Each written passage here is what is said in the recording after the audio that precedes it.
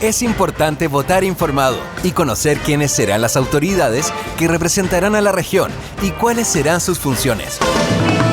Aquí comienza la nueva administración en la región de los lagos, la elección de un gobernador regional. Este programa llega a sus hogares gracias al financiamiento del Fondo de Fomento de Medios de Comunicación Social del Gobierno de Chile y del Consejo Regional.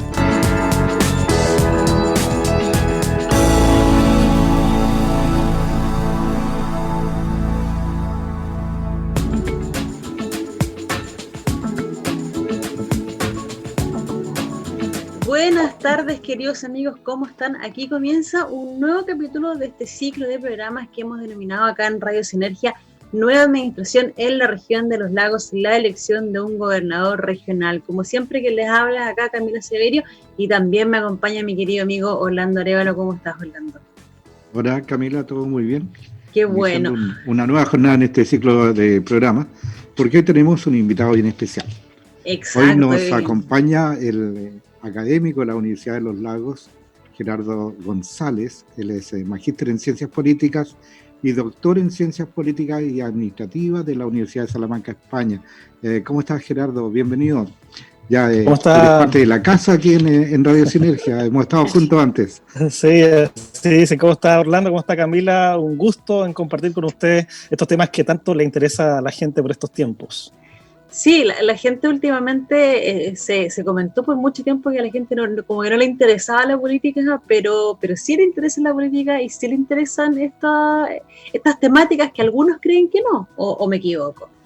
No, es así porque eso lo demostró la gran lectura que hizo la gente en el proceso constituyente de leer por primera vez la constitución política que nos rige y que pasó a ser el bestseller en muy poco tiempo después del estallido social. Y eso también significa, por otra parte, digamos, la escasez de educación cívica en nuestro país para conocer estos temas, porque ¿cómo le decimos a un joven, a una señorita que va saliendo del cuarto medio, que se involucre en los procesos electorales, que vaya a votar, si ni siquiera han leído en el colegio, en el liceo y a veces en la universidad la Constitución que nos rige día a día? Por lo tanto, es un tema demasiado importante y qué bueno que ustedes lo analizan aquí en el programa. Este es un tema que es importante, la falta de educación cívica.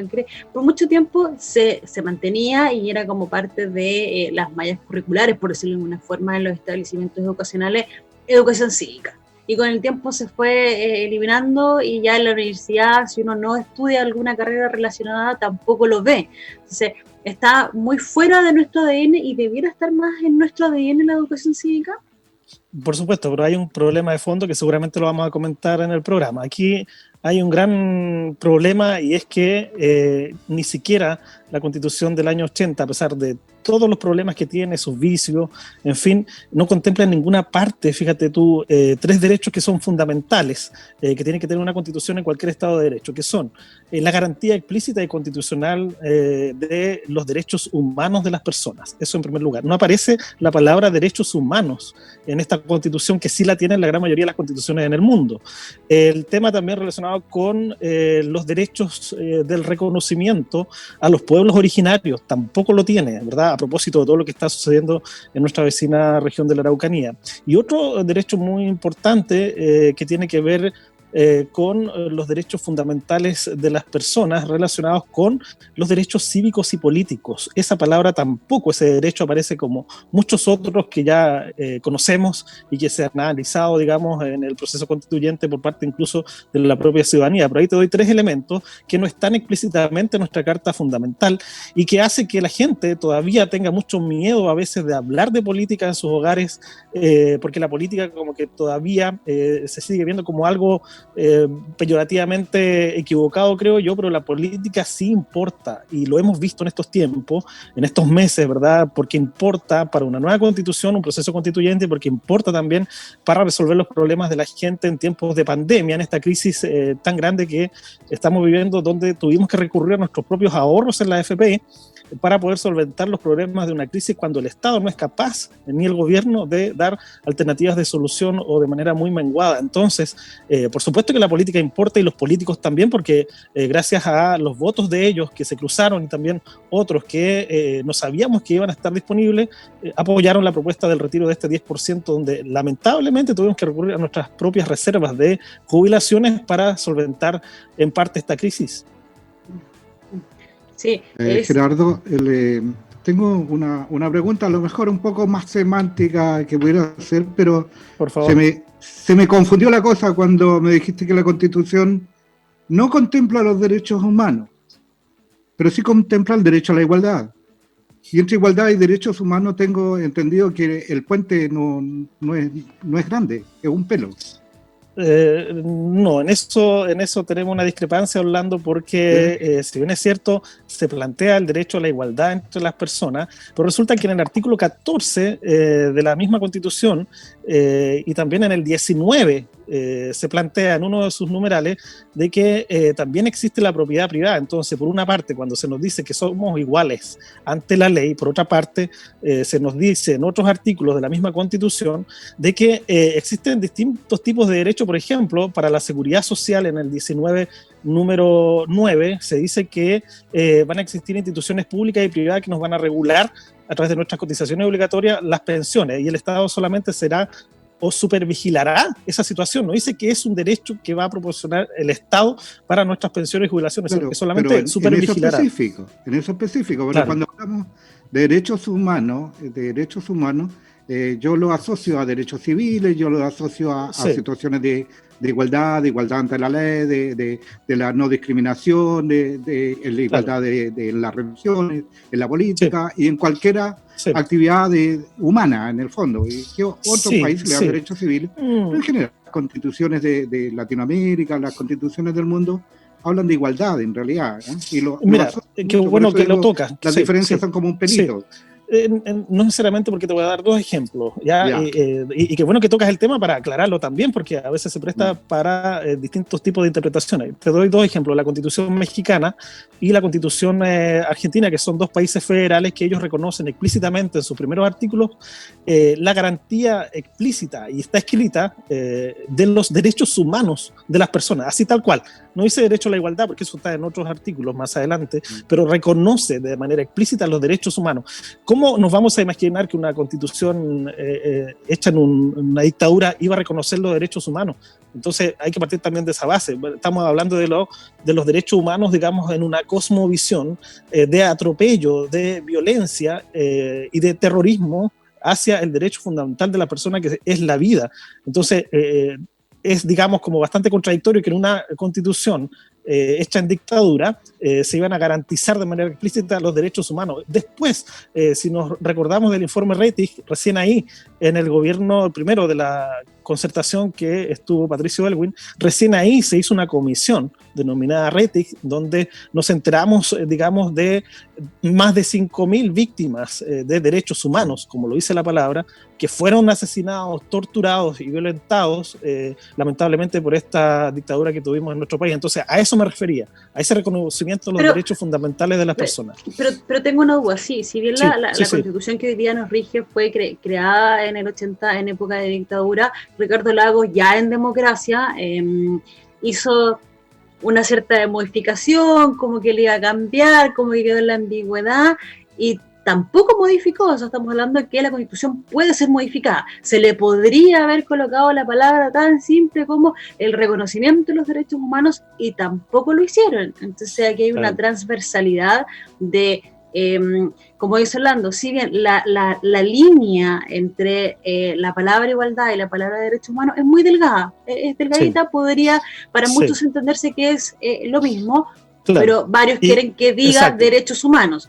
Bueno, se podría haber hecho y tampoco lo hicieron. Te vamos a dar el punto en lo que señala, ¿no es cierto?, que diga, pero en realidad semánticamente dice lo mismo, porque igualdad, mira, el artículo 1 de la Constitución: los hombres nacen libres e iguales en dignidad y en derechos. Es decir, obviamente que no iban a colocar, y ahí te doy el punto, que no iban a colocar, oye, y en derechos humanos, porque incluso probablemente ni siquiera se usaba en esos momentos.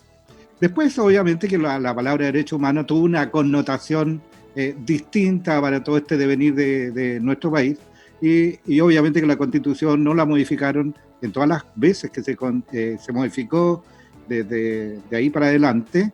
Creo que son 25 veces, si no recuerdo. Muchas, son muchas. Nunca han querido incluirla. Jamás en realidad, nunca incluyeron derechamente decir, oye, y también hay que preservar y resguardar todo lo que tiene que ver con derechos humanos, porque obviamente es un camino bastante más grande, probablemente. Pero en términos de todas estas, porque muchas veces es muy fácil percibir todas las desigualdades que existen, pero cuando uno busca soluciones a todo porque es más fácil hablar de desigualdades que de igualdades. Es más fácil también en algún momento poder decir, oye, no aprendemos, y como bien tú decías, sí, hoy día leímos la Constitución porque se colocó después de este estallido social, aunque no fue lo que la gente en ese momento pidió, pero se recogió el guante que a través de la Constitución podría amalgamarse toda esa multitud de malestares que habían en ese momento y que probablemente lo siguen viendo y haciendo muchos de ellos.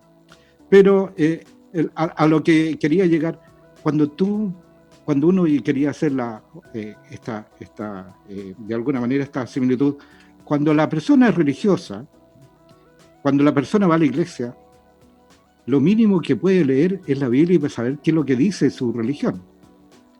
Y me llama la atención que cuando uno está en un país y reclama por sus derechos y no ha leído la Constitución, y eso era absolutamente grave en términos de podría ser muy fuerte la palabra, ignorancia respecto a lo que nos rige, que teníamos los chilenos. ¿Cómo en los estudios que ustedes han hecho, en los estudios políticos que ustedes hacen, las investigaciones, por qué resulta eso? Sí, bueno, quiero terminar el punto primero que mencionaba Camila de las reformas eventuales de Ricardo Lagos en el 2005. La verdad es que eso es un chiste, por decirlo de alguna otra manera, porque fue un maquillaje y que no le consultó a nadie Ricardo Lagos, sino que más bien él y un equipo de asesores hicieron una reforma con un grupo de parlamentarios como proyecto de modificación de una nueva constitución que prácticamente mantuvo, y de hecho es así, con muy pocas modificaciones de algunos artículos, la constitución de Pinochet. Por lo tanto, si nosotros vamos a la rigurosidad en términos de una nueva constitución, no existe una nueva constitución en Chile, sino que la que rige, y se puede ver en la página del mismo Congreso Nacional, el bcn.cl, la última constitución que nosotros tenemos que nos rige es la de 1980 y punto. El resto es un maquillaje y reformas muy sí, a la ligera, pero no. O sea, la Constitución fue ratificada en el 2005 por Ricardo Lagos. Claro, pero eso fue una modificación, un maquillaje, que él quería dejar una huella, de alguna otra manera, de decir de que había una nueva Constitución, pero eso es falso. No tenemos una Constitución en Chile del 2005, lo que tenemos son modificaciones solamente decorativas, donde no se cambió prácticamente muy poco la Constitución del 80, y eso es así. Nosotros estamos leyendo, cuando yo les digo que la gente está leyendo la Constitución, es la del 80, y es así, con las modificaciones que tuvo desde el 90 en adelante, incluyendo la del 2005, inclusive la del año pasado, que ahora ya aparece con las modificaciones a los artículos del proceso constituyente, pero es la Constitución del 80. Eso en primer lugar. Y lo segundo, claro que sí, no tenemos una Constitución del año 2005, tenemos una Constitución del año 80. Ahora, en lo que planteaba hablando respecto que empecé a pensar en la ley de culto, cuando él dice las personas son libres de leer la Biblia, dependiendo de su religión, que eso se respeta, cada cual tiene su propio credo. Está garantizado en la Constitución ese derecho, ¿ya? Que es el derecho a la libertad de las personas respecto a sus creencias, a su cultura, a su religión, y también el derecho a la propiedad, a la igualdad, como tú bien lo leías. Entonces, desde ese punto de vista, esta Constitución, yo quiero dejar en claro lo siguiente. Las constituciones se justifican su existencia en un Estado de Derecho, ¿ya? Así se hizo la primera Constitución que hizo Aristóteles por allá el siglo IV en la polis griega. La justificación de esa primera Constitución, según Aristóteles, era para la existencia de un Estado de Derecho con división de poderes, ¿verdad? Y con la existencia de una Constitución. Pero en nuestro país tenemos una Constitución que nos hecha en un estado de hecho, un estado de facto, en plena dictadura, y es la que nos rige hasta ahora, para dejar, digamos, en primer lugar, esa separación semántica, conceptual, pero muy profunda, de lo que tenemos hoy día como Constitución y ley, marco de este ordenamiento jurídico. Pues bien, y a partir de ahí, entonces, la Constitución regula todo lo que nosotros eventualmente hacemos diariamente en términos de nuestra regulación. Desde ese punto de vista hablando, entonces sí, está la garantía, digamos, libre credo a las creencias, pero no a la imposición de un credo por el otro. Pero sí, hoy día tengo que decirte que está muy cuestionada la ley de culto, porque hay muchas religiones y muchos líderes que, aprovechándose, digamos, de esta ley, han hecho situaciones de corrupción que hemos conocido por parte de pastores de algunas iglesias que incluso están hoy día absolutamente, digamos, prejuzgados y, digamos, con situaciones muy lamentables por parte de corrupción, como sucedió el año pasado con el pastor de la Iglesia Metodista Pentecostal de Chile en Santiago. Pero tú eres partidario entonces de disminuir la prerrogativa de la libertad de culto bajo esas condiciones que no tienen que ver con libertades, tienen que ver con... me refiero a la ley de culto. Me refiero a la ley de culto. Sí, claro que tiene que ser revisada. ¿Cómo se le puede pedir dinero a la gente? ¿Verdad? Pero esas son las leyes, no es el derecho. Son las leyes. Por eso hay que revisarla. Yo creo que sí, hay que revisarla, porque hoy día...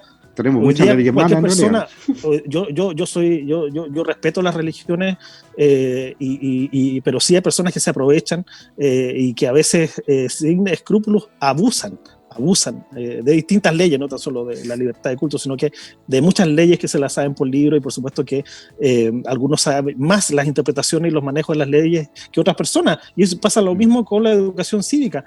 ¿A alguien le conviene en este país que la ciudadanía no sepa de los temas que sí realmente importan para elecciones, votaciones y para el proceso constituyente o para una nueva constitución? A un grupo determinado le conviene que no exista educación cívica en nuestro país. Bueno, hoy día la tenemos, la educación cívica está en los planes y programa, hoy día está vigente, está plenamente vigente, es verdad, en algún momento salió y nadie tenía idea de nada. Ahora, el punto cuando tú señalas, ¿no es cierto?, esta constitución de Pinochet y de todo lo que pasó, pero Pinochet algo habrá hecho bueno. ¿Por qué estamos hoy día conversando sobre regionalización, por ejemplo, que fue hecho en los periodos de Pinochet? Mire, ¿sabe lo que pasó? Y ahí hubo todo un cuento, tú sabes, de poder llevar y darle un poco más de poder a las regiones. Se hizo la regionalización, se trasladó el Congreso, a Valparaíso para decir que las provincias teníamos más fuerza, etcétera, y quedó en el papel como en todos lados. Y ahora voy a responderle, pero como corresponde. Sí. Bueno, yo respondo dentro de mi especialidad y mis conocimientos sin ningún problema. Mire, nosotros vivimos en un país que inventó Pinochet.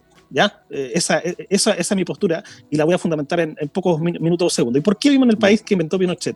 Porque después del golpe de Estado del año 74, Pinochet, digamos, crea la CONARA, la Comisión Nacional de Reforma Administrativa, del año 74. Y ahí Pinochet escribe un manifiesto, le puso así como Marx, manifiesto, que se llama Chile hacia un nuevo destino. Por favor, descárguelo en internet. Está. Y a veces no está, pero debería estar. Chile hacia un nuevo destino, Chile hacia un nuevo destino, ¿ya? Escrito por Pinochet en el año 74. Lo primero que aparece es la fotografía del general, ¿ya? Y después aparece, en los temas que vamos a conversar, aparece la regionalización a la pinta de Pinochet. Él dice ahí que este país tiene que tener, búsquelo por favor, Orlando, Chile hacia un nuevo destino, ¿ya? Para que vea que pues, lo puede comprobar en tiempo real. Está en la página subdere.cl, ahí lo puede buscar. Chile hace un nuevo destino, en Google, subdere.cl, que siempre está alojada ahí. ¿Ya? Ahí aparece el país que inventó Pinochet el 74, antes del 80, por lo tanto Pinochet la tenía clarita, y ahí dijo, bueno, este país tiene que tener 13 regiones más una metropolitana, y miren, los lagos se va a llamar 10º romano. ¿Ya? Por eso a veces decíamos, oye, ¿por qué tenemos un 10º y seguimos siendo identificados con un 10º romano como otras, digamos, regiones? Porque Pinochet hizo y dijo que así sea, y punto. Y más encima, si van a las páginas siguientes, aparece cómo se tenía que desplegar todo el aparataje político-administrativo del país. O sea, quienes dependían del presidente, ministros, dependían intendentes, gobernadores, hasta los alcaldes, y eso lo inventó y lo creó Pinochet el año 74. Por lo tanto, cuando se hace el plebiscito por una nueva constitución, recoge todo lo que está en ese documento que les acabo de comentar y se trasvasija la nueva constitución. Si esto nada ha sido improvisado, ¿verdad? Es decir, entonces, perdón, ahí están las raíces, sí. Perdón, entonces, Pinochet con estas modificaciones que hace al aparato político-administrativo del país, ¿fortalece el Estado unitario? Absolutamente, eso es clave. Mire, eso es muy importante para dejarlo claro. Se fortalece y se potencia el Estado unitario, el hiperpresidencialismo, ¿verdad? Y por otra parte, una gigantesca contradicción de que dice que van a haber regiones en Chile, pero resulta que estamos en un Estado unitario cuando debió haber sido un Estado regional. O sea, si tenemos regiones, debiésemos ser un Estado regional, como Italia, por ejemplo, como Alemania, que son Estados regionales. Nosotros somos regiones al interior de un Estado unitario donde la metrópolis se concentra absolutamente todo el poder político, económico, y como todos sabemos, las migajas del presupuesto nacional van hacia las regiones y a los municipios. Entonces, de ese país estamos hablando, y respondiendo a la pregunta hablando inicialmente, claro, usted decía, bueno, Pinochet habrá hecho algo bueno. Mire, ¿sabe qué ha pasado aquí? Ha pasado que distintos gobiernos de la exconcertación y la nueva mayoría han sido cómplices para mantener el modelo político, económico, incluyendo la propia Constitución. Ha habido una complicidad, ha habido una colusión política para tratar de no romper lo que ya estaba hecho, pero que hoy día, en el 19 y el 2020, la ciudadanía se encargó de arrinconar a la propia clase política para reclamar sus justas necesidades y demandas frente a una clase política que había estado y que sigue estando todavía muy al debe, por ejemplo, con este tipo de situaciones que estamos conversando. Y en ese sentido, ¿encontró el documento? Sí, yo lo encontré. Sí. En ese sentido, el objetivo de hablar Perfecto. de regiones propiamente tal, tenemos regiones. ¿Cuál era el objetivo entonces? Porque la región es una división, estaríamos hablando más que nada territorial, porque no es una división política, es una división territorial de identificar a las personas a una zona para que la gente tenga sentido de propiedad de un lugar, porque no hay descentralización bajo ningún punto de vista actualmente. Sí, mira, Camila, buena la pregunta. Voy a tratar de responderla muy sucintamente.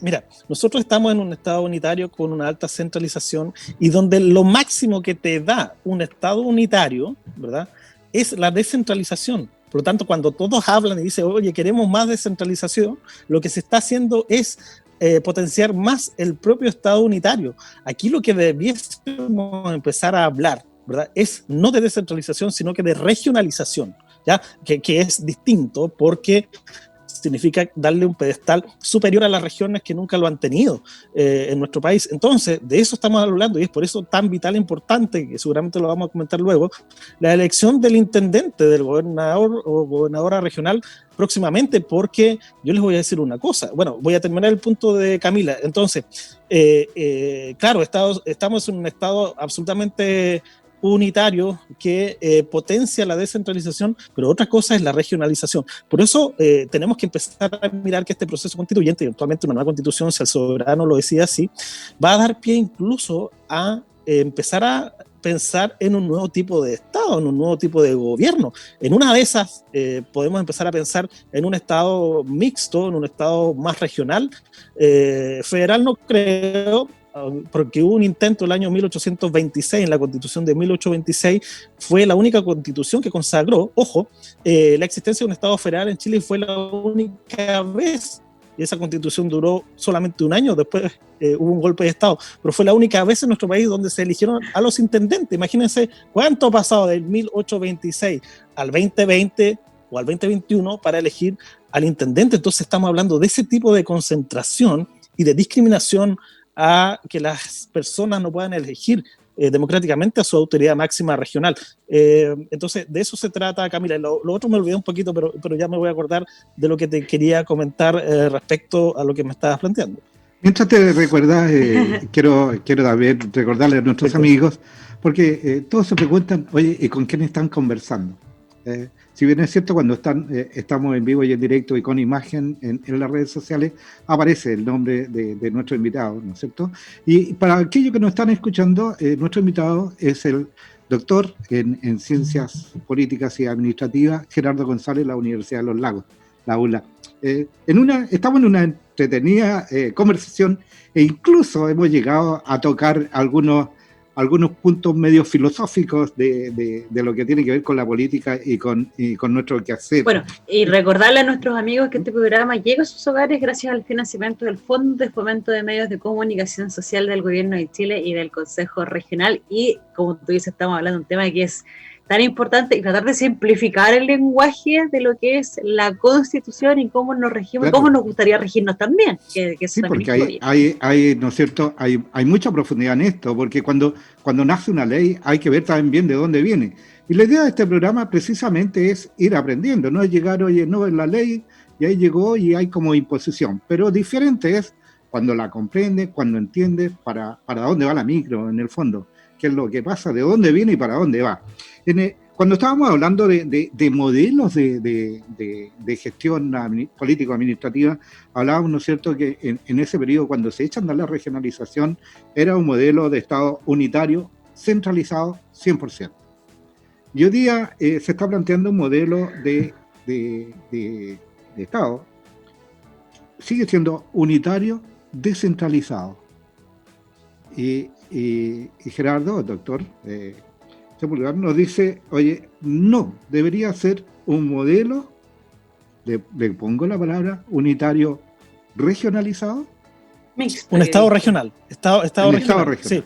Sí, claro, porque tenemos regiones, como ustedes pueden consultar ahí el documento original de lo que les estoy hablando, que dice que tenemos regiones, pero al interior de un Estado unitario, cuando la doctrina de la ciencia política dice que si hay regiones tienen que ser un Estado regional. A lo mejor no podemos pedir mucho, pero puede ser un Estado mixto que tenga algo de regional y algo de federal, por ejemplo, y que no sea tan unitario. Este es un Estado absolutamente, perverso en el buen sentido de la palabra, o en el mal sentido, ya depende como uno lo quiera ver, vaso lleno o vacío, en el sentido de que el Estado unitario, ¿cómo nos tiene hoy día a las regiones?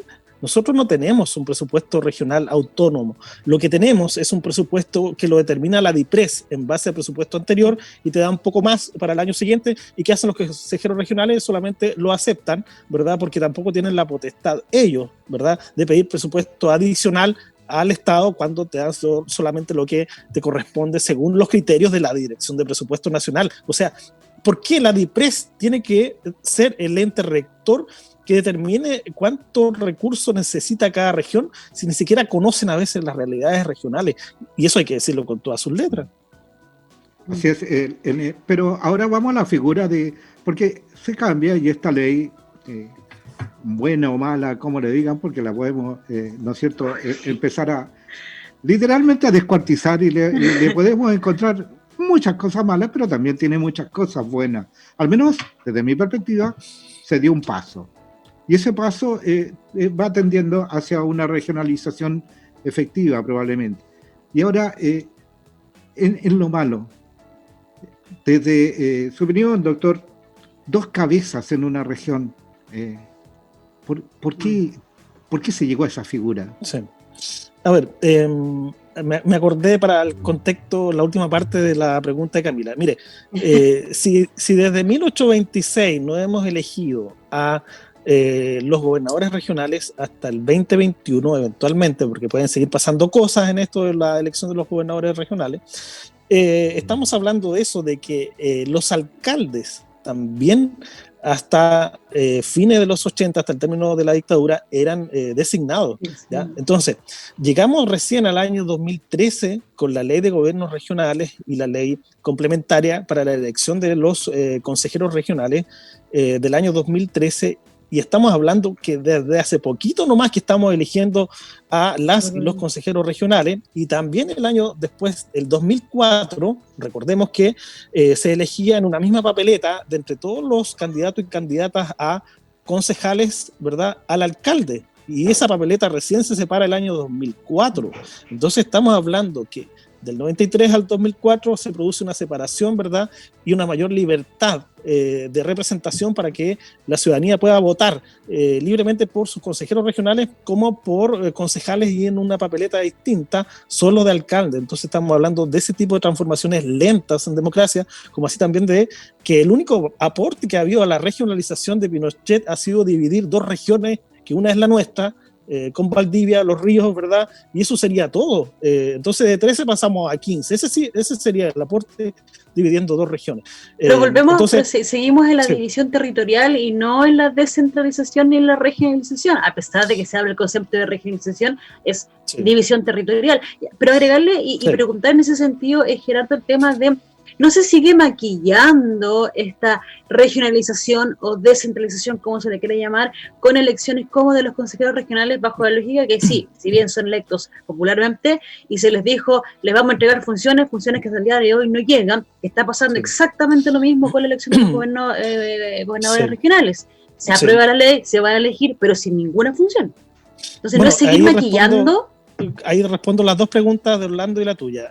Lo primero es cierto de que todavía no se sabe si van a tener recursos a libre disposición o no, que no creo que sean a libre disposición para determinar, digamos, la conducción y decisiones de los problemas regionales con recursos. De impuestos regionales ni hablar aún. Entonces estamos hablando de unas limitantes brutales para pensar que vamos a tener una figura de gobernador o gobernadora regional potente como lo pensamos, porque hay muchos intereses mezquinos también de las y los parlamentarios para tratar de que estos gobernadores regionales no tengan más poder que ellos, ¿verdad? Entonces pasamos por muchas situaciones, y en ese sentido lo que decía Orlando es cierto. Mire, hoy día Orlando hablaba de dos cabezas, yo le voy a decir, estamos hablando de sombreros. Hoy día el intendente regional tiene el primer sombrero, que es designado y es el representante del presidente en la región, un primer sombrero.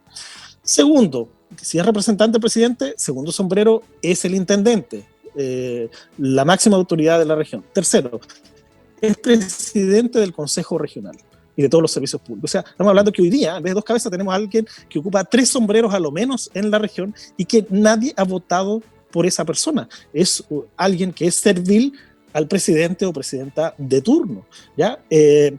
Y lo otro, el proyecto que hay para la elección de gobernadores regionales sí incorpora, entre comillas, una cuña, en el sentido de que seguir manteniendo a través de la figura de un delegado presidencial este movimiento de fuerzas que no hagan que el gobernador regional tenga tanto apoyo, tenga tanto poder, porque siempre va a estar ahí, entre comillas, la sombra, ¿verdad?, del gobierno o del presidente de turno. Entonces, claro, nos encontramos frente a una multitud de cortapisas que hacen que lo único que queremos, en general la ciudadanía, es votar por nuestro gobernador o gobernadora regional, porque hasta el momento no nos sentimos identificados en general, y la ciudadanía eso lo dice en todas las encuestas que hay nacionales y también regionales, por el intendente de turno, porque más bien el intendente obedece, digamos, las órdenes y las decisiones del presidente, más que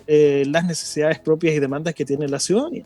Y en esa lógica no le puede reclamar al presidente o presidente de turno. No, porque si no le piden la renuncia de manera inmediata. Algo que sí podría ser el gobernador regional, bajo la lógica que hizo Orlando. Veamos el lado positivo y tiene su lado bueno. Este gobernador regional va a poder ir a Santiago a golpear la mesa y a pedir recursos. Sí, yo creo que lo que se espera es eso precisamente, Camila, de tener a los gobernadores regionales electos y después ellos harán su pega en el sentido de buscar más autonomía, más financiamiento y también más poder político, porque hasta el momento solamente no pasa de una elección, pero se necesita el acople de recursos y también la amalgama del poder político para poder negociar a otra escala a nivel de gobierno para tener los recursos de implementación de las políticas públicas que sean realmente regionales y no nacionales en regiones. Pero te dejo ver ahí, entre medio de esto que estamos conversando, un punto bien importante que tiene que ver con el poder. La figura de este gobernador, que por primera vez tendríamos, al igual como hoy día tenemos a los consejeros elegidos democráticamente, pero la figura del gobernador sería, ¿no es cierto?, aquel personaje de la región que vamos a querer y que le vamos a entregar el más del 40% de los votos, caso contrario no puede ser elegido. Eso significaría, ¿no es cierto?, que es de los nuestros, es de la región, y ya de por hecho damos implícitamente, empezamos a sentir la confianza que va a trabajar más fuerte por nuestra región y por nuestras provincias y por la localidad en general. Pero algo me dejó ver ahí entre medio cuando me dice los parlamentarios no le quisieron dar toda la cuota del poder y pusieron a este otro personaje llamado delegado presidencial. ¿Va por ahí la cosa? Va por ahí la cosa, pero también no tan solo parlamentarios, sino que los gobiernos también han querido poner una impronta en el sentido de que también no es tan interesante para el representante de un poder presidencial nacional que los gobernadores tengan tanto poder. Aquí estamos discutiendo un tema de poder, ¿verdad?, que las regiones hoy día no lo tienen. El intendente, sea quien sea, no tiene ni representación ni legitimidad, que son dos crisis, digamos, coyunturales fundamentales en nuestra democracia. No puede ser, por ejemplo, que en las últimas elecciones pasadas del 2016 haya votado solamente un 30% del padrón electoral, un 30% por alcaldes y concejales, una de las cifras más bajas que hemos tenido en democracia de participación político-electoral. Entonces de eso estamos hablando, de esa representación y de esa legitimidad que hoy día en la figura del intendente no existe. Y eso, la verdad es que ha minado la convivencia democrática a nivel regional. Los consejeros regionales en general tienen muy pocas, digamos, espacios de decisión propia y más bien tienen que decidir por presupuestos que ya vienen precortados desde Santiago. Y esa es la realidad. A veces ni siquiera los invitan a las ceremonias, digamos, de inauguraciones. En fin, es una figura bastante vapuleada que debería tener un rango superior en la región y que hoy día no lo tiene. En términos de esta figura de gobierno regional, desde mi perspectiva muy particular, si bien es cierto estamos hablando de poder regional, pero este poder regional podría proyectarse a un poder mucho más grande cuando estamos hablando de poder político. Porque reconocemos, ¿no es cierto?, que en democracia es obtener el poder pacíficamente, a través, ¿no es cierto?, de la idea y del convencimiento de las personas que voten por ti porque tú vas a ser quien le vas a representar y vas a obtener el bienestar que ellos buscan bajo la promesa o el programa que tú haces. En el caso de los gobiernos regionales, ¿qué pueden prometer cuando en realidad el gobernador regional que viene bajo estas circunstancias, primero que todo, va a tener un plan de desarrollo regional muy técnico, será, pero donde no le puede colocar ninguna impronta? ¿Qué podrá ofrecer o cuál podrá ser el programa de ese gobernador regional para decirnos que va a ser distinto a lo que ya tenemos? Cuando también tiene limitaciones de presupuesto, tiene limitaciones de dinero, de recursos económicos, y que obviamente que todos sabemos que quien coloca la plata coloca la música. Sí. Y cómo si a Gerardo, ¿no es cierto?, si usted tuviera que hoy día Gerardo González presentarse como gobernador regional, candidato a gobernador regional Gerardo González, ¿qué podría prometer, Gerardo? Gracias por la propuesta. A ver, mire, ¿sabe qué ofrecería? Y hay una ley, ¿ya?, que es la ley de gobiernos regionales, que existe desde los 90 y que ahí aparecen, digamos, todo lo concerniente a la figura, digamos, de los gobiernos regionales, ¿ya? Los gobiernos regionales sí tienen personalidad jurídica, patrimonio propio, ¿verdad? Aunque venga los recursos, digamos, desde el centro, pero tienen esa figura muy importante. Por lo tanto, sí, hay una estructura. Ay, se nos fue Gerardo. Y hay un funcionamiento que está hoy día legalizado, que hay una ley y ahí aparecen todas las Gerardo, tenemos problemas quienes pertenecen al gobierno regional. No sé si me ven o escuchan bien, ustedes me avisan. Ahí volvió. Perfecto. Te fuiste, Gerardo, en Ya, el momento que ibas a empezar a responder, digamos, sí. Ya. Sí. Bueno, esto es la carretera austral acá, así es que seguramente hay algún inconveniente. De repente el domo se te escapa. Sí, estoy aquí en un domo muy, muy hermoso para estar con ustedes. Y, a ver, lo primero es que existe como acople una ley de gobiernos regionales de los 90.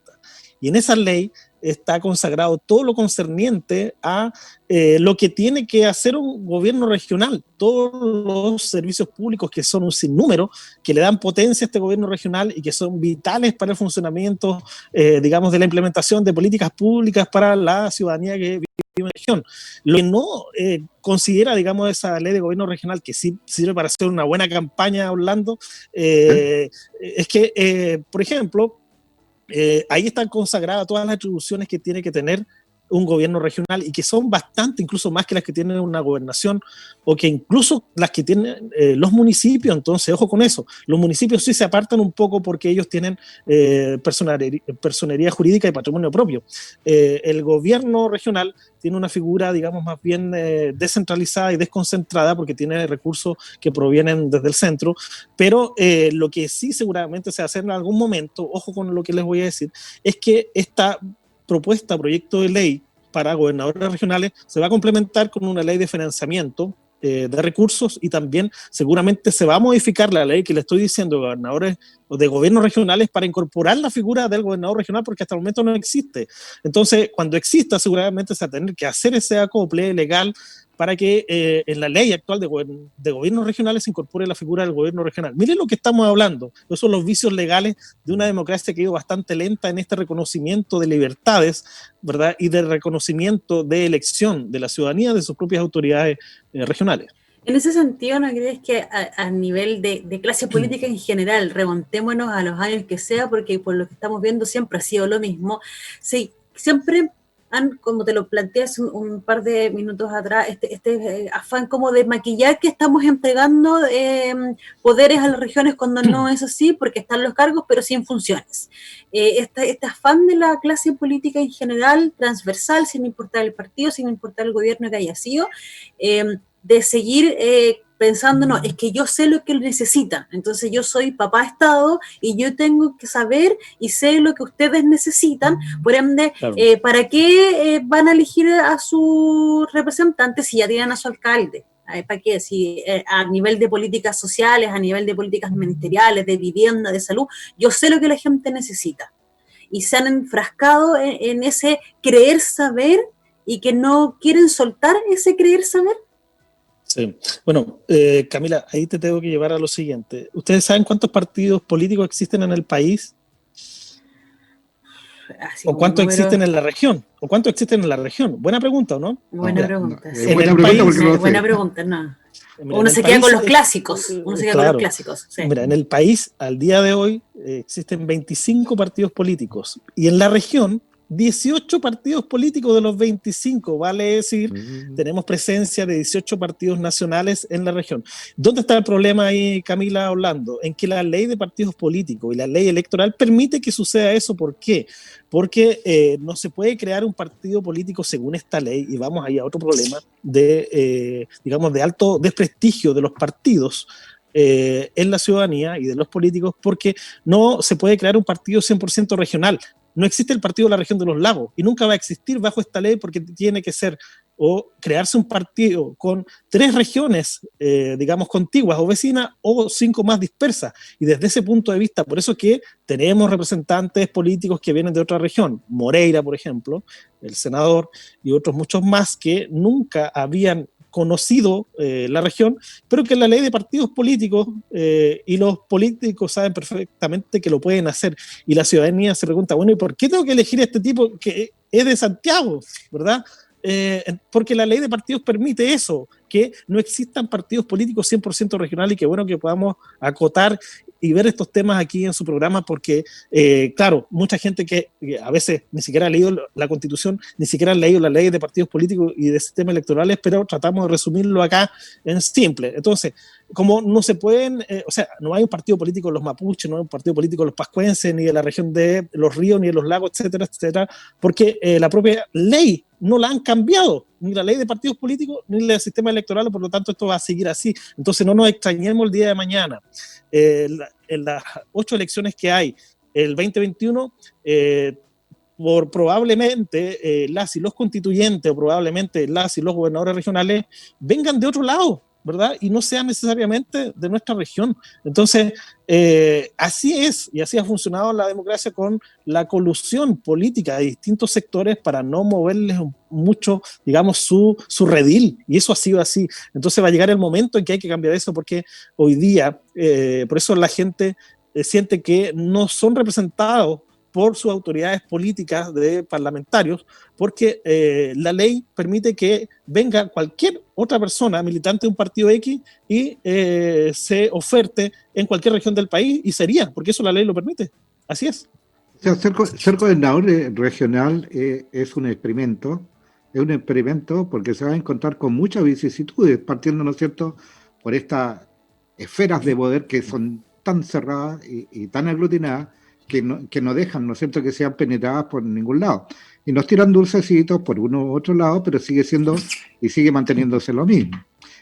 Ahora, en términos de esa figura, y quiero volver un poco atrás de esta figura de delegado presidencial y gobernador regional, en los estudios o las propuestas que se han hecho de cómo van a convivir estas dos autoridades, una propuesta la ha dicho un académico, dos académicos, de Montesino y Sumovich, así se Sumovich.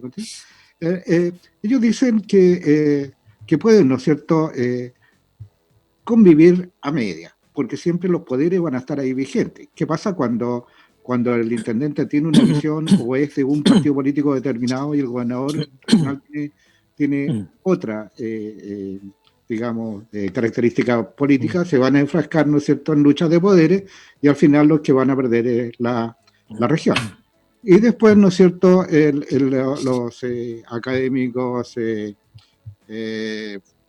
von Baer, ¿sí?, y Diego Portales, ellos dicen, oye, no, aquí si ambos son de la región, deberían ser colaborativos. Y después tengo, ¿no es cierto?, al académico y doctor Gerardo González. Todavía no me ha llegado su propuesta, doctor, ¿la podíamos ver acá? Por eso son dos propuestas. ¿Y Gerardo González plantea una tercera o hace un mix entre ellas? Mira, yo soy sensato en mi planteamiento, en el sentido de que, bueno, no comparto mucho lo que dicen los colegas autores. Primero, ¿en qué sentido? En que ellos están pensando en un gobernador regional, pero bajo el paraguas del Estado unitario. Todo eso cambiaría si, aprovechándonos eventualmente de este proceso constituyente, una nueva constitución, se cambia el modelo de Estado, se cambia el modelo de gobierno.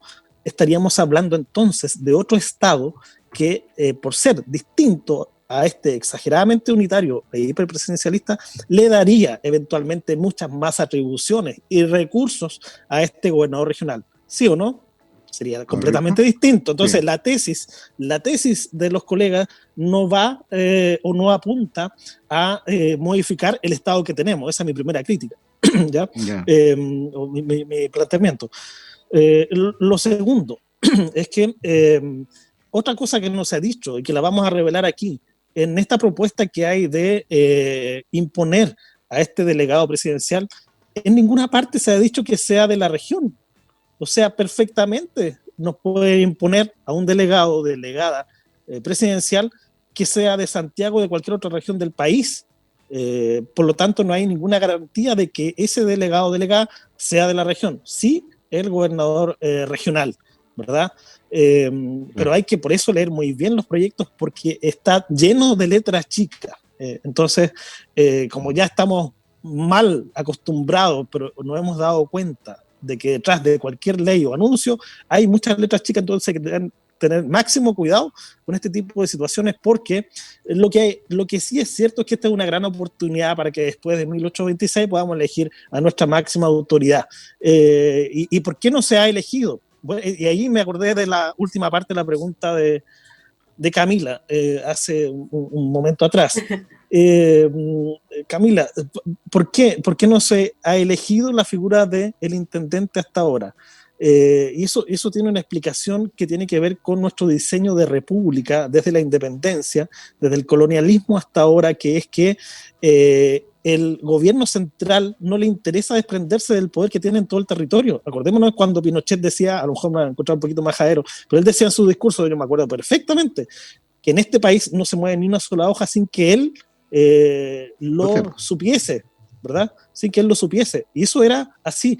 Y esta constitución se hizo con el siguiente fundamento y justificación.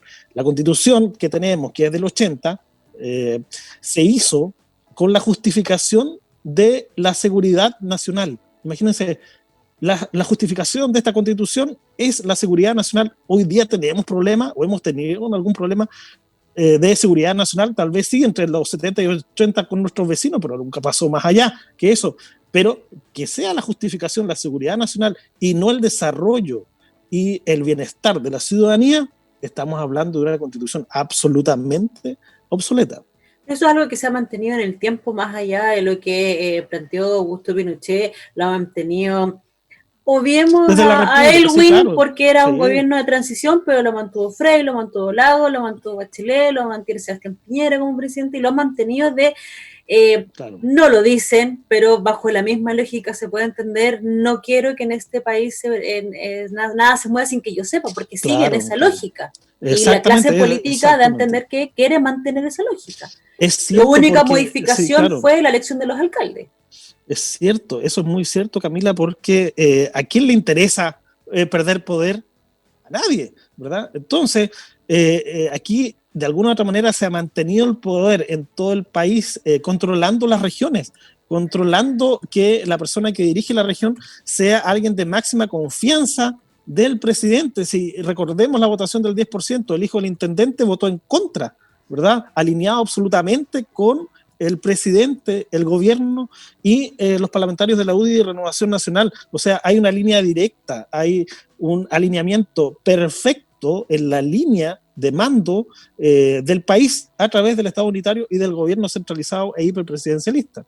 Podríamos hablar de que los políticos masivamente tienen el síndrome de Ubris, por decirlo así. Distintos tipos de síndromes, Camila, que la verdad es que son múltiples, no solamente uno, son múltiples. De aferrarse al poder y no querer soltarlo de absolutamente, ninguna forma. Absolutamente. El poder corrompe, como dicen por ahí, pero en ese sentido es muy importante el libro El Príncipe de Maquiavelo. Fíjense ustedes que el año 1513 Maquiavelo escribe en Florencia El Príncipe, y si uno va a la figura del presidente en Chile, ¿verdad? Que incluso lo vimos en este 10%, ¿verdad? En la votación, el presidente incluso tiene más poderes que los que tenemos de manera independiente, porque saliendo el proyecto como ley del Congreso, que es el legislativo, tiene todavía el presidente la potestad de vetar, o el Tribunal Constitucional, una ley que viene de un poder absolutamente independiente. Entonces, de ese tipo de poder estamos hablando, un hiperpoder e hiperpresidencialismo, todos los poderes concentrados en el príncipe, como decía Maquiavelo, para preservar y desarrollar el Estado a como dé lugar y contra todo o contra cualquiera que se te imponga o se te ponga en el camino. Entonces, esto es nefasto para nuestra democracia. Es por eso que se necesita oxigenar y se necesita, digamos, renovar nuestra democracia, y yo creo que en ese camino estamos. Quiero recordarle a nuestros amigos, bueno, ya estamos casi por terminar nuestro programa de hoy, estamos en una entretenida conversación con el doctor Gerardo González de la Universidad de los Lagos. Doctor, dentro de todo esto se me está ocurriendo, bueno, y esto ya manera de broma, estamos hablando del el príncipe Pinochet, el príncipe Elwin y todos los principados han venido dándose bajo la misma esquema, ¿no es cierto?, de este poder unitario que le cambiamos, por un lado fue, ¿no es cierto?, dictadura, y después le cambiamos al nombre, que sigue siendo lo mismo bajo este esquema que estábamos conversando, de presidencialismo, es decir, poderes casi absolutos de los presidentes o presidentas quienes sean. Uno hace más uso o menos uso de esos poderes dependiendo de cómo van. Pero para poder tener un verdadero cambio, y un verdadero cambio regional, y un verdadero cambio en términos de la modernización del Estado, porque hacia allá debería apuntar, cuando usted habla de oxigenar, ¿no es cierto?, significa también entrar a modernizar, a tener una mirada de futuro. Pero cuando usted señala 30%, un tercio o menos de la población regional y la población del país en la elección de los alcaldes, eligió sus alcaldes, y que era local, o sea, de interés absoluto. ¿Cuál podría ser el incentivo, el aliciente para que la gente a nivel de región puedan votar y puedan participar activamente por elegir un gobernador regional? Porque si no hay participación, obviamente vamos a seguir quedándonos con lo que dicen unos pocos, que en este caso serían los parlamentarios. Bueno, nosotros, como usted lo decía, hemos estado viviendo una democracia tutelada, ¿ya? Una democracia tutelada no tan solo por la Constitución, sino que por 199 leyes que aún siguen siendo ocultas en nuestro país y que ni siquiera el propio Consejo para la Transparencia las ha descifrado, ¿verdad? Entonces, ese es el país en el cual estamos viviendo. Ahora bien, ¿cómo se incentiva a la gente a votar? ¿Sabe qué? ¿Dónde está la respuesta? El 25 de octubre próximo, con el plebiscito del apruebo o del rechazo a una nueva constitución. Las expectativas son altas, con y sin coronavirus. La gente seguramente va a ir en masa a votar en este plebiscito porque sabe la importancia que tiene una constitución. Cuando hablamos de una constitución, estamos hablando de un tema de Estado. Eso es así. Y por eso es tan importante, porque como es un tema de Estado que cala profundamente en las necesidades y demandas de la ciudadanía, entonces la gente quiere ver reflejada en una nueva constitución sus problemas, sus necesidades, que sean atendidas de manera explícita en esa Carta Magna. Y eso seguramente todas las encuestas dicen que va a haber un nivel de participación por sobre el 70% y por sobre el 55% del apruebo. Pues bien, eso hay que verlo porque tienen que realizarse primero el ejercicio electoral. Pero tenemos eso, que, perdón, sí. Gerardo, pero Sí. hablemos, ¿no es cierto?, que en términos de las necesidades, yo no puedo plasmar todas las necesidades en una constitución. La constitución Claro. da parámetros generales, ¿no es cierto?, da la columna vertebral de cómo, porque el resto lo hacen las leyes, ¿cierto? Sí. ¿Ya? Sí, claro. Ahora, pero después, porque el 25 de octubre tenemos el plebiscito, y después en abril, 11 de abril, me parece. El abril, sí, abril. 11 de abril. Abril, porque hasta ahora no hay cambios en la fecha para elegir al gobernador. Claro, no, Entonces, eso ya está consagrado. Claro, entonces no vamos a alcanzar a tener ese periodo de madurez como para llegar a participar activamente para elegir un gobernador. ¿Sería entonces conveniente aplazarlo? No, porque en el aplazamiento está la trampa. Esto se ha venido aplazando desde los 90, incluso antes, hasta ahora, y no hay que desaprovechar la oportunidad de elegir al gobernador o gobernadora regional. Eso sí, hay que hacerlo, ¿ya? Y es un compromiso incluso de este gobierno en hacerlo y no torpedearlo, como muchas cosas que hoy día la UDI está torpedeando en el país, incluso el proceso constituyente, y de eliminar la figura de la convención constitucional, cuestión que no tiene ningún tipo de asidero o de resultado exitoso.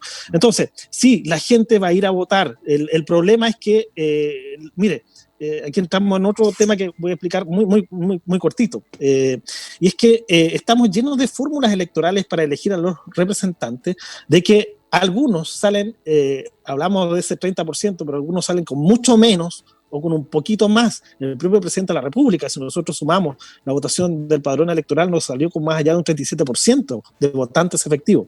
Entonces, eso trae a colación de que es muy importante estudiar la posibilidad del regreso del voto obligatorio y no el voto voluntario, por ejemplo. Punto, ¿eh? ¿Ya? Sí, claro. Entonces, eso significaría entonces que el oxígeno a esta democracia sería mucho mayor, pero también complementándolo con educación cívica, con educación política y con mayor transparencia de la política hacia la ciudadanía.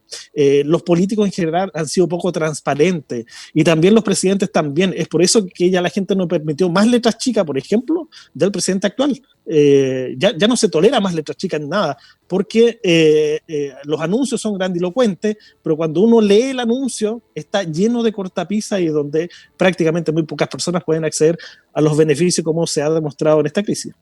Gerardo, todos estos sueños de tener un mejor mecanismo de participación, de elegir mejor nuestras autoridades, de tener un bienestar completo, mejor como ciudadanos, como país, como personas en sí.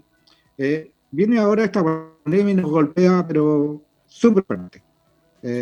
Y todo esto podría verse postergado, podría verse trastocado, podría verse modificado, porque obviamente aquí no sé si comparten lo mismo, no nos cabe la menor duda que vamos a tener que primero empezar a pensar en cómo subsistimos, y toda esta gente que ha perdido su empleo y todo, y se necesita recuperar rápidamente la dignidad, y la dignidad de toda persona y de toda familia tiene que ver, ¿no es cierto?, con el empleo. Y probablemente todas las políticas públicas y todos nos vamos a enfrascar a poder salir de esto. ¿Hay algún riesgo en todos estos sueños que se veían desmejorados? Yo creo que electoralmente no. Están todas las condiciones, porque recordemos que en el mes de abril era el plebiscito, ¿ya? Y resulta que se nos vino la pandemia y en abril dijeron no al plebiscito, pero resulta que en la misma fecha estaban abiertos los malls, por ejemplo, los centros comerciales. Entonces, perfectamente se puede haber hecho un plebiscito en el mes de abril sin ningún problema. Otros países en plena pandemia, incluso con más casos críticos que el nuestro, han hecho procesos electorales de elección de sus autoridades sin ningún problema. Por lo tanto, no vamos a tener ningún problema en ir a concurrir a, digamos, las urnas en el mes de octubre y también en abril próximo, porque las curvas van descendiendo en nuestro país de hace ya un buen tiempo, y lo que sí es cierto, hay más de 2,5 millones de personas que han perdido su empleo y que lo están pasando pero demasiado mal, y vemos muy poco apresuramiento del gobierno y de las autoridades políticas, incluyendo los parlamentarios, alcaldes, en fin, todas las autoridades, pero sobre todo el gobierno, muy lento en la respuesta de generación de empleo o de respuesta rápida para complementar las remuneraciones o aquellas personas independientes que no tienen ningún sustento y que, digamos, confinados en cuarentenas que a veces ni siquiera se justifican con tanto largo tiempo, ¿verdad? ¿Por qué tener a la gente tan encerrada tanto tiempo cuando a veces ni siquiera es necesario?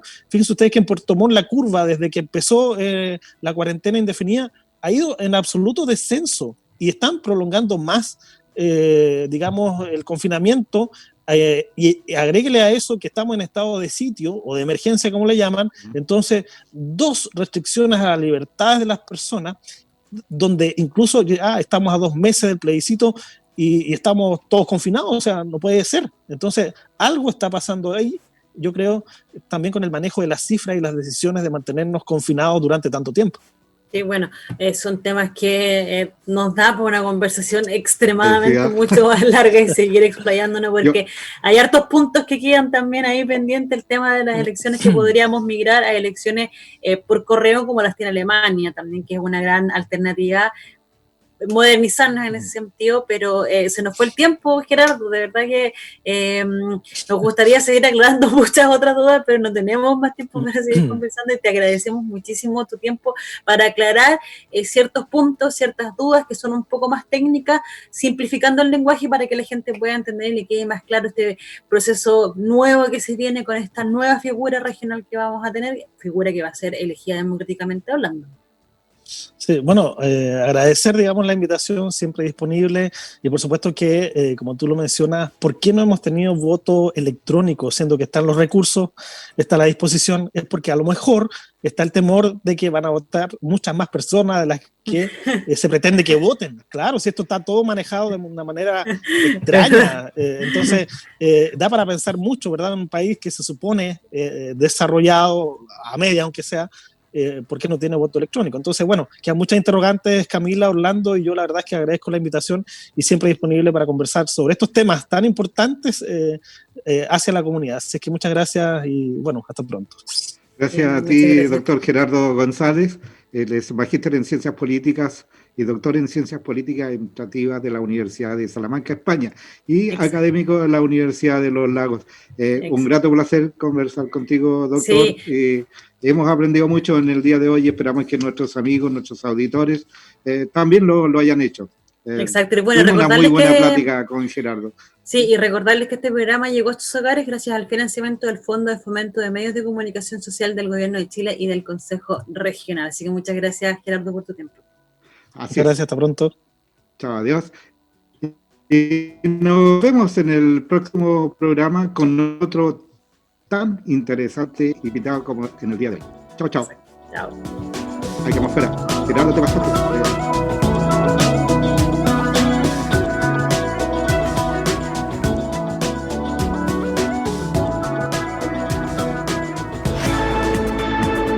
Esto fue la nueva administración en la región de los lagos, la elección de un gobierno regional, porque para votar tenemos que conocer cuáles serán las funciones que nuestros representantes cumplirán. Nos vemos en un próximo capítulo.